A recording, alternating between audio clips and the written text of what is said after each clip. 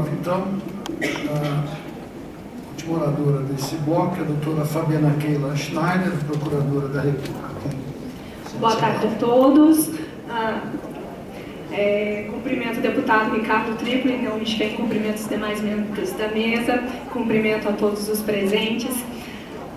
Falar de licenciamento ambiental, inevitavelmente nos remete a falar de Gaia, do nosso planeta, um complexo sistema interagente do qual nós fazemos parte e estamos inseparavelmente ligados. Isso quer dizer que toda vez que nós interagimos com esse planeta, isso já é cientificamente comprovado, toda vez que interagimos e alteramos esse equilíbrio, o planeta reage. Já é visível que mudanças climáticas acontecem, os extremos cada vez mais extremados, verões cada vez mais quentes, invernos cada vez mais frios, ou o excesso de chuvas ou a sua completa falta. Isso é fato. Quando nós tratamos de meio ambiente, inevitavelmente esse tema e essa questão vem a ser abordada. Em 1995, Paul Crutzen, um geólogo, disse que a nossa era não deveria mais se chamar Holoceno, mas Antropoceno, porque desde o século XIX a intervenção humana é de tal forma que ela interfere no equilíbrio do meio ambiente. Então, deveria se passar a se chamar Antropoceno. Inclusive, nesse momento, na África do Sul, o grupo de geólogos está estudando e analisando se vai ser adotada essa terminologia como oficial.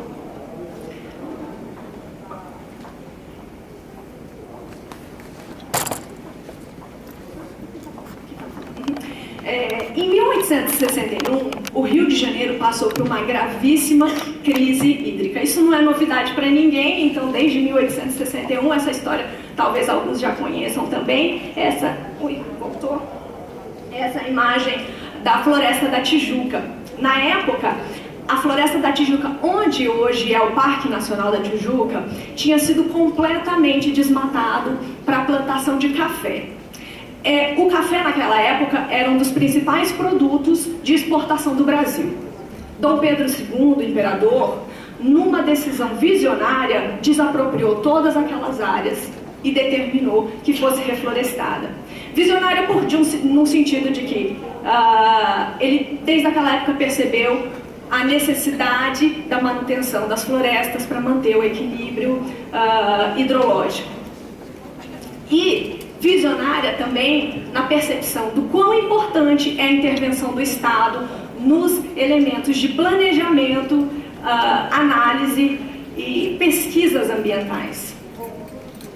Isso aconteceu há 150 anos, mas ensina a todos nós que o Estado tem o dever de interferir e de instrumentalizar as regras para que tenhamos um devido processo de licenciamento ambiental. Aqui eu tenho uma imagem da Floresta Nacional de Saracataquera. Fica no noroeste do Pará. É uma unidade de conservação de uso sustentável. E nesse miolo mais escuro, bem central, quase 60% da área, a gente tem uma destinação de quase 60% para mineração. É extração de bauxita. Extração de bauxita é isso, é um corte raso para extração. Ao redor, naquela parte mais clara, verdinha, é a concessão florestal. Vejam que grande parte de uma unidade de conservação, proteção ambiental, está destinada para usos de atividades econômicas. Todas elas licenciadas. O que eu quero te chamar a atenção nisso? É de que nós temos muita reclamação com relação à proteção ambiental, de que as normas são extremamente protetivas, e quando eu trago esse é só um exemplo, será que essas normas realmente são tão protetivas assim? A gente tem uma unidade de conservação com várias atividades econômicas altamente degradantes licenciadas. Só para fazer um complemento, na parte de cima tem um rio, Trombetas, e ao lado do rio Trombetas, na parte de cima, tem uma unidade de conservação de proteção integral, que é a reserva biológica do Trombetas. Será que isso é proteção ambiental? Falando agora, eu fiz essa introdução para ilustrar alguns pontos importantes de reflexão. Tratando especificamente do aspecto normativo, o Rodrigo já trouxe bem, após o segundo pós-guerra, com as atrocidades que foram vividas, nós tivemos uma grande reformulação, revisitamos os nossos princípios, revisitamos o pensamento da época e ressignificamos o que temos de conteúdo de direitos humanos. E com esse movimento, houve a constitucionalização dos valores, trouxe uma dimensão moral para as nossas estruturas jurídicas, o que significa exigências de uma eticidade de vinculação histórica.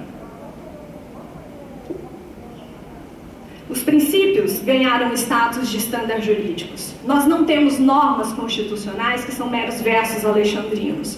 Nós temos normas dotadas de efeito vinculante e elas devem ser instrumentalizadas. E o processo de licenciamento ambiental, neste grande conjunto, é um dos instrumentos que faz concretizar o direito fundamental a termos um meio ambiente equilibrado. Como direito humano que o direito ao meio ambiente equilibrado tem um viés, uma dimensão objetiva, ou seja, ele exige que o Estado tome uma postura que faça concretizar esse direito. Só que esse direito, ele tem de estar refletido em todo o conjunto normativo que já foi apresentado. Em 1972, o Rodrigo também já fez referência, nós tivemos a Convenção das Nações Unidas do Meio Ambiente Humano e, como resultado, nós tivemos a Declaração de Estocolmo, que trouxe a questão ambiental para a discussão internacional. E foi definido que, sim, o direito ao meio ambiente é um direito humano. Em 1987, na Comissão Brundtland, nós tivemos como resultado o relatório Our Common Future, Nosso Futuro Comum, que trouxe as bases do desenvolvimento sustentável. E em 92, nós desenvolvemos melhor esse conceito. Nós temos, portanto, um desenvolvimento sustentável que traz um viés de dimensão objetiva com regras impositivas a serem observadas. Isso quer dizer que, se nós estamos em um Estado de direito, nós temos de seguir um padrão de justiça ambiental orientado pela sua estrutura principiológica subjacente. Nós não podemos fugir disso. Quando eu digo isso, dentro de um Estado democrático, nós temos de seguir as nossas leis, os nossos acordos internacionais, tratados. Então não adianta termos uma lei que vá trazer um conceito ressignificando institutos se não reflete o que toda a nossa principiologia já demonstra. Fora disso, se nós fugirmos disso, nós não estaremos dentro de um Estado constitucional de direito. Isso implica em dizer que nós estamos vinculados, sim, aos princípios da precaução, da prevenção, do poluidor-pagador, da vedação ao retrocesso, importantíssimo princípio da vedação ao retrocesso, e da participação social. Isso é inevitável. Até porque, quando eu falo em meio ambiente, eu falo em meio ambiente no sentido total. Meio ambiente sobre 5 vieses. Viés ambiental, viés político, econômico, mas também o cultural e o social. Isso já é consenso. O meio ambiente não admite um agir tardio. E é por isso que ele está vinculado aos princípios da precaução e da prevenção. E contra a participação? Tão importante quanto a viabilidade ambiental é o consenso, é a concordância social. E aí eu discordo de um processo de licenciamento ambiental ser uma questão estritamente objetiva. Não. Primeiro porque ele lida com questões extremamente complexas, não teria como nós termos um resultado objetivo disso. Não é possível. E de outro lado, nós temos sim que trazer os elementos da participação social. Como eu disse, o meio ambiente vai muito além da proteção de equilíbrio ambiental.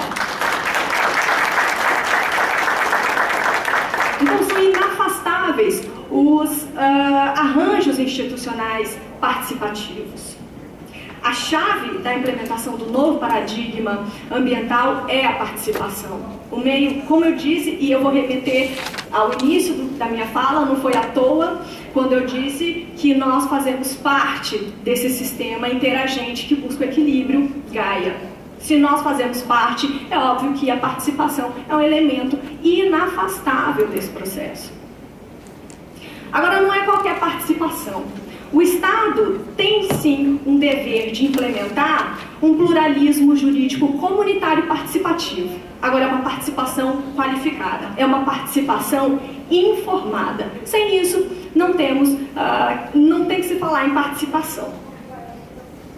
Nós falamos de um direito fundamental completo quando falamos em desenvolvimento sustentável. E dentro deles, nós temos o dever de defesa que o Estado tem, o dever de proteção, o dever de criar procedimentos e de uma prestação fática de proteção ambiental.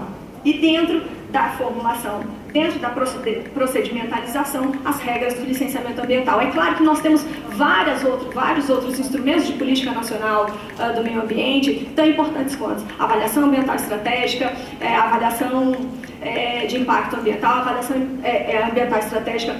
Aplaudo muito também, como a Marina disse, de terem trazido um capítulo e a sugestão de inclusão como um instrumento de política nacional, de inclusão na lei como instrumento de política nacional.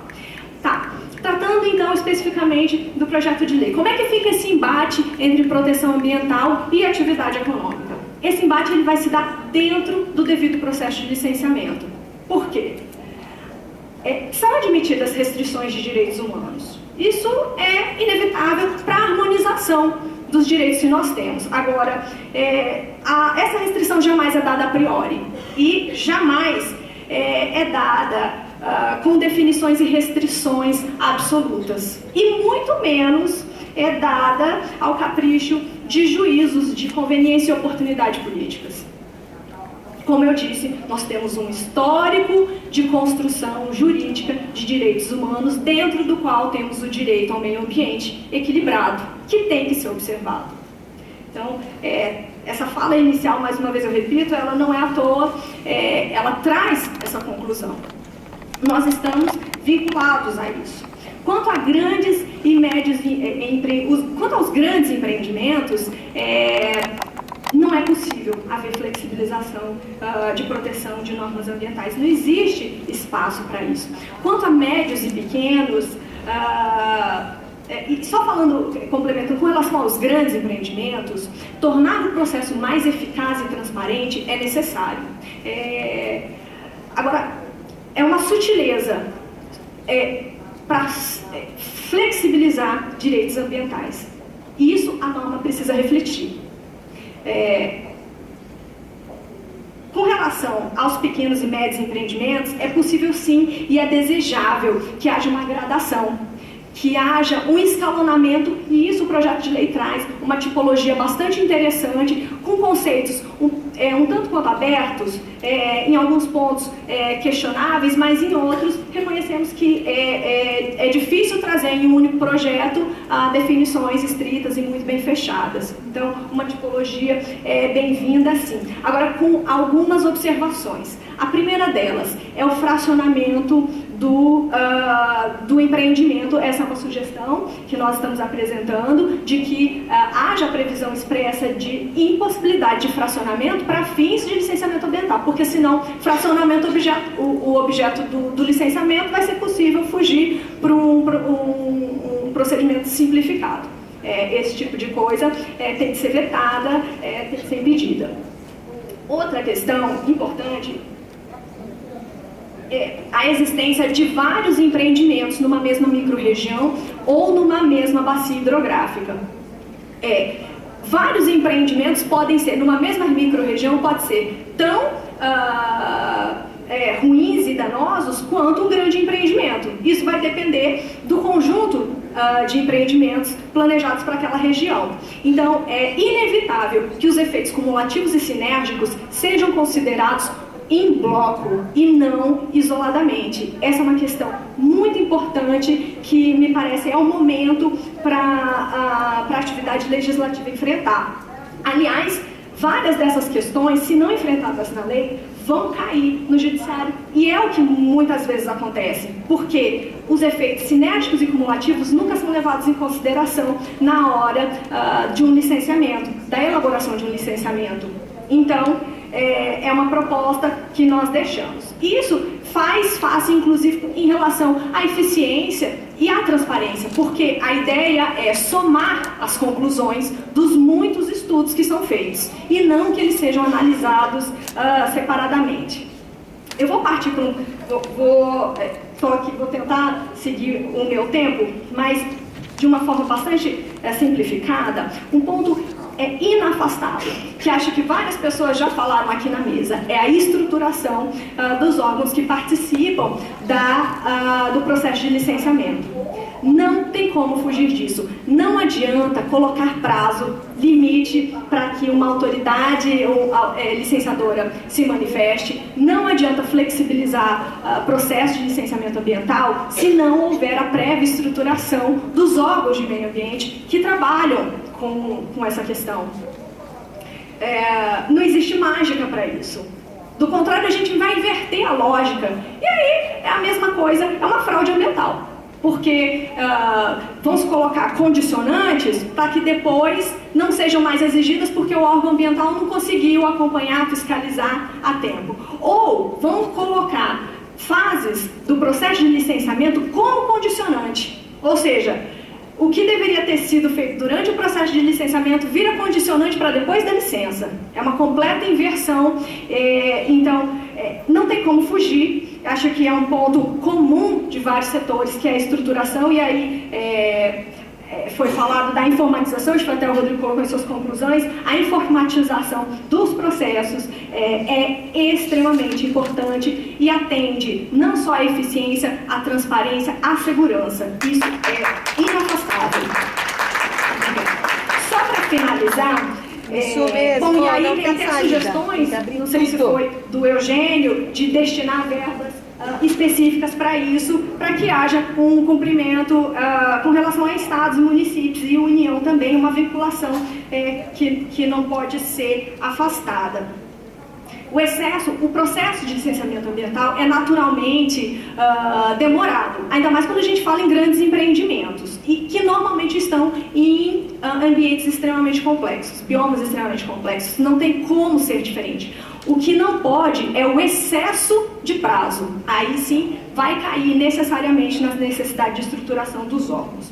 Para finalizar, inafastável também falar que a lei de licenciamento ambiental, como toda lei, está dentro de um sistema jurídico e, como tal, ela tem necessariamente de dialogar com as fontes. E quando eu falo dialogar com as fontes, é dialogar com todas as leis. Saneamento básico, Política Nacional de Resíduos Sólidos, Política Nacional de Recursos Hídricos, e isso traz necessariamente a participação de outros órgãos. Como eu disse já anteriormente, nós vivemos um meio ambiente cultural, social, econômico, político. IFAM, FUNAI, Palmares, seja qual setor for, vai precisar opinar, participar e influenciar nesse processo. Os empreendimentos não estão isolados do mundo. Eles estão inseridos em biomas que são ocupados e utilizados por alguém. Não existe metro quadrado na Amazônia, no Cerrado, que não seja utilizado ou ocupado por alguém. Nós não podemos nos esquecer disso. Isso não contraria, afastar a opinião desses órgãos, não contraria apenas o sistema normativo vigente, mas a própria logicidade sistêmica integrante. Interesses pontuais, pouco refletidos, conduzem a leis de emergência. Eu acredito que não é o caso, é o que nós esperamos. Nós estamos vendo que tem havido um grande diálogo com vários setores e é o que nós esperamos que esteja refletido no projeto de lei, levando em consideração toda a construção de direitos humanos e, por consequente, de proteção ambiental para o projeto de lei. Muito obrigada.